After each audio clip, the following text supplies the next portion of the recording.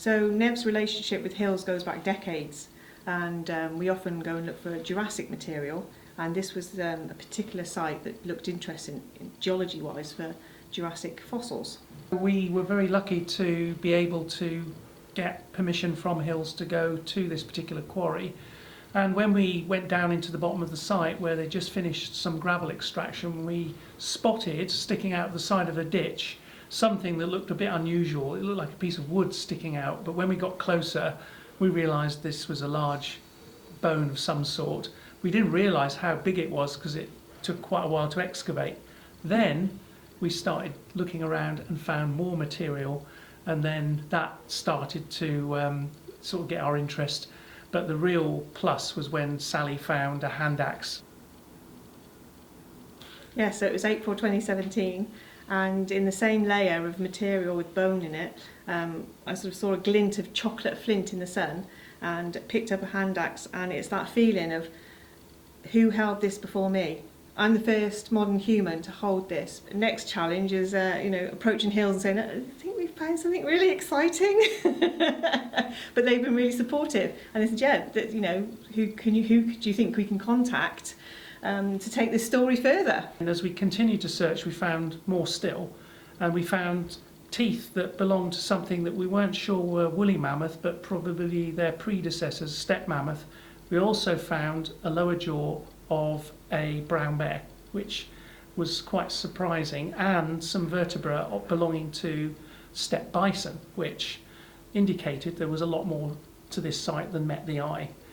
The teeth we collected, we took to the Natural History Museum in London, and it was confirmed by Professor Adrian Lister there that these were indeed steppe mammoth, which then meant that this site was even more important. Combined with a hand axe as well, that suggested there was a story here that needed to be further explored.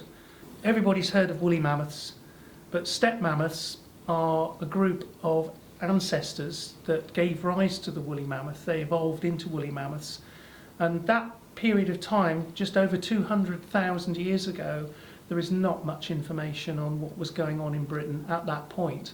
And given that we had a whole group of mammoth remains, as well as the hand axe and everything else, it indicates that early man, Neanderthals in this instance, interacted with them, was something that drew attention nationally and internationally, and the researchers involved in that. So it gave us a lot more information than we thought we would get, but the story is about how these animals came to their rather sticky end, whether it was through hunting, scavenging, or they died somehow and accumulated in the spot where they're all now preserved in this river channel deposit.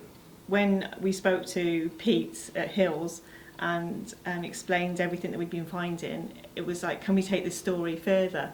And yes, they were excited about it as us. I'd met a guy from the Cheltenham Science Festival a few years ago called Ben Garrett. He's now a professor of evolutionary biology, and so he knows a lot about early man and bones. So we decided to sort of send him a message, see if he could give us some advice, and he then got DigVentures involved, which is an archaeological group, and that's when the excavation began. But the story with getting David Attenborough involved was a social event that Ben had attended, showed him some photographs and said, oh, I've got friends who've discovered mammoth. And he said, where? Siberia? No, Swindon. Well, I must be involved. It was because Sir David wanted to be involved that he came to site and got equally as excited as the rest of us. And that was amazing, wasn't it? In 2019, the excavation was planned after a year of planning and fundraising by DigVentures. With the support of Hills, the excavation began in the summer, in the spring summer, wasn't it? And it was an amazing experience. It was completely different to how we imagined a dig to be. It was really good to be involved in it. We got staff involved from Hills too, so that was really nice. And it was a great day, wasn't it? It was a great few weeks. This type of discovery is far from normal. We do a lot of work on archaeology and have done over for many years. And that's generally at the point when we're stripping the soils to expose the gravel ready for extraction.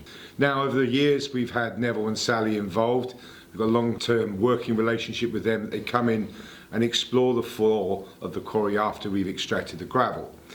So this is quite unique in that what has been found is incredibly unusual, not just in the UK, but worldwide.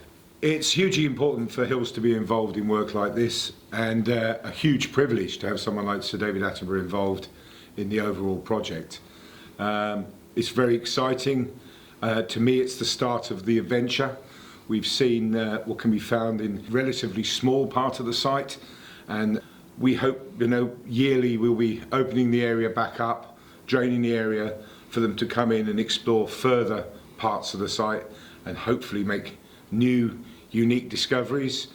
And our longer term aim is to create a biodiversity and archaeological centre, education centre, that we can use to allow local people's schools to start understanding not just the archaeology and the paleontology, but also to understand quarrying and how important it is in providing the valuable minerals we need, but without it, this sort of work could not be done.